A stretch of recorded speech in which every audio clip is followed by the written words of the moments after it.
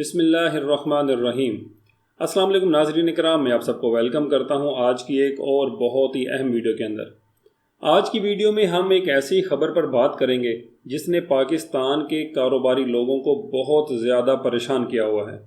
کچھ دنوں سے یہ دعویٰ کیا جا رہا ہے کہ ایف بی آر نے ہر اس شخص پر 20.5% ٹیکس لگا دیا ہے جو 2 لاکھ روپے یا اس سے زائد کی رقم کیش میں لین دین کرتا ہے۔ لیکن کیا یہ سچ ہے؟ کیا واقعی 2 لاکھ روپے کی نقد سیل پر براہ راست 20.5% کا ٹیکس لاگو ہو گیا ہے، یا پھر معاملہ کچھ اور ہے؟ آئیے آج کی اس ویڈیو میں ہم اس معاملے کی مکمل اور آسان الفاظ میں وضاحت کرتے ہیں تاکہ آپ کنفیوز نہ ہوں اور اپنے بزنس کو قانونی طریقوں سے چلا سکیں۔ سب سے پہلے ہم بات کرتے ہیں حقیقت کی۔ ایف بی آر نے خود وضاحت کی ہے کہ ایسا کوئی براہ راست ٹیکس نہیں لگایا گیا ہے اور نہ ہی 20.5% ٹیکس کا کوئی نیا ٹیکس متعارف کرایا گیا ہے، بلکہ یہ صرف ایک ٹیکنیکل شک ہے جو کہ انکم ٹیکس آرڈیننس 2001 میں فائنانس ایکٹ 2025 کے ذریعے سے شامل کی گئی ہے، یعنی کہ سیکشن 21 میں ایک نئی سب سیکشن ایس کا اضافہ کیا گیا ہے۔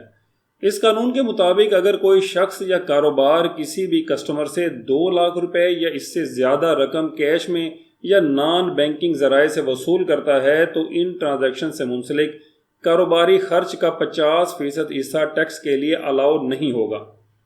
چلیے اب میں آپ کو سمجھاتا ہوں کہ اس کا کیا مطلب ہے۔ فرض کریں کہ آپ ایک کاروباری شخص ہیں اور آپ نے ایک کسٹمر کو 3 لاکھ روپے کی کوئی پروڈکٹ یا کوئی اپنی چیز جو ہے وہ فروخت کر دی ہے۔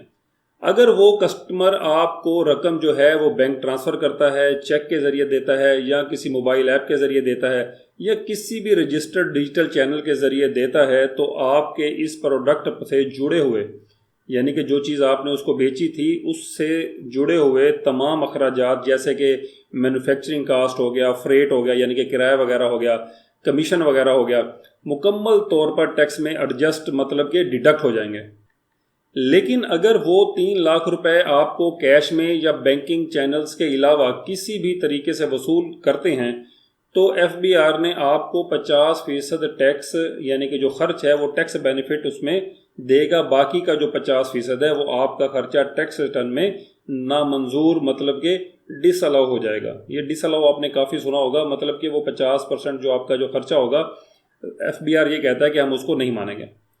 اب میں تھوڑا سا آپ کو اس کو مزید وضاحت سے سمجھانے کی کوشش کرتا ہوں۔ اب ہم یہاں پر ایک ایگزامپل لیتے ہیں۔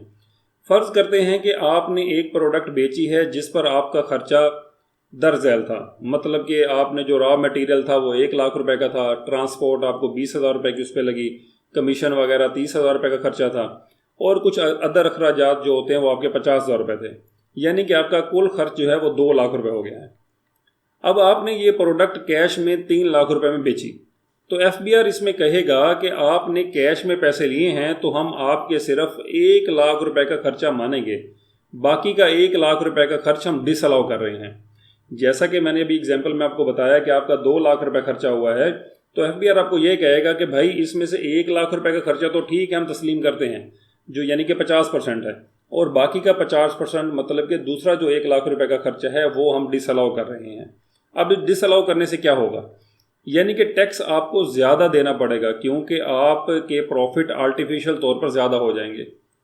اگر یہ بات یوں ہے تو پھر 20.5% ٹیکس کی بات کہاں سے آئی؟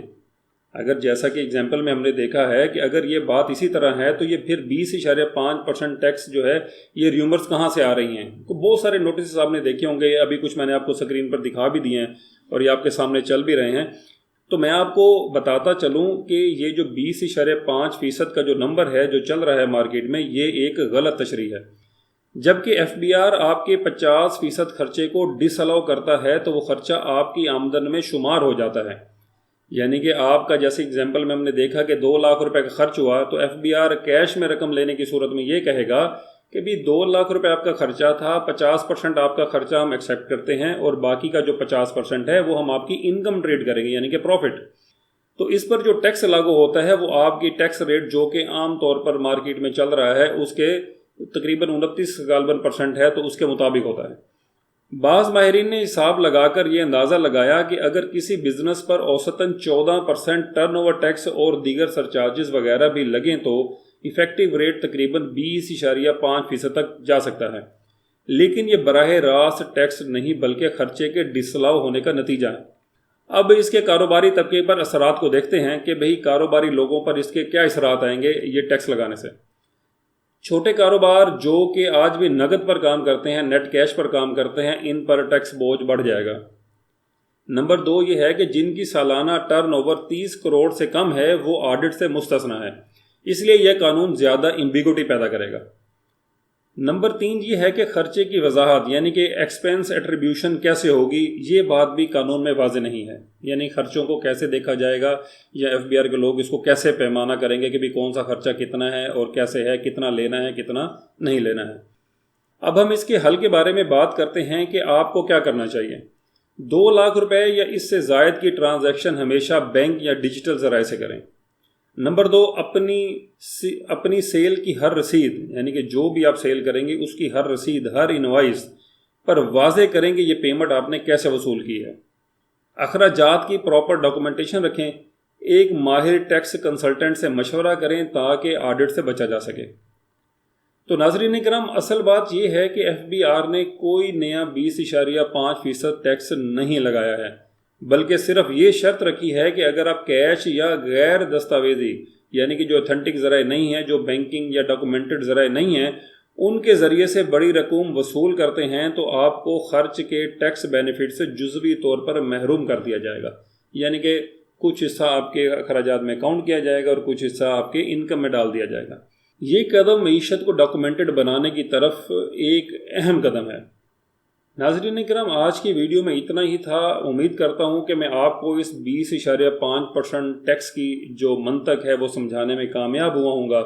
یہ جتنی بھی مارکیٹ میں ریومرز ہیں، جتنے بھی لوگوں کے پاس واٹس ایپ آ رہے ہیں کہ بھئی کیش میں ٹرانزیکشن نہ کریں، ہمیں اس پہ 20.5% ٹیکس لگ جائے گا، یا یوں کہیں کہ بھی آپ نے اگر ہمیں 2 لاکھ روپے بھیجا ہے تو ہم اس کو 20.5% کم تصور کریں گے، ٹھیک ہے نا، 41,000 روپے لیس کر کے باقی رقم لیں گے، ایسی کوئی بات نہیں ہے۔ ناظرین کرام، ویڈیو میں یہیں تک تھا۔ اگر آپ کو یہ ویڈیو انفارمیٹیو لگی ہے تو چینل کو سبسکرائب کر دیں، ویڈیو کو لائک کر دیں اور ان کو اپنے جتنے بھی کاروباری حضرات ہیں ان گروپس کے اندر اس کو شیئر کریں، اور کمنٹس میں بتائیں کہ آپ اپنے کاروبار کو کیسے ڈاکومنٹ کر رہے ہیں۔ اگلی ویڈیو تک کے لیے اب اجازت دیجیے، آپ سے پھر ملاقات ہوگی ایک نئی اور معلوماتی ویڈیو کے ساتھ۔ اللہ حافظ۔ پاکستان زندہ باد۔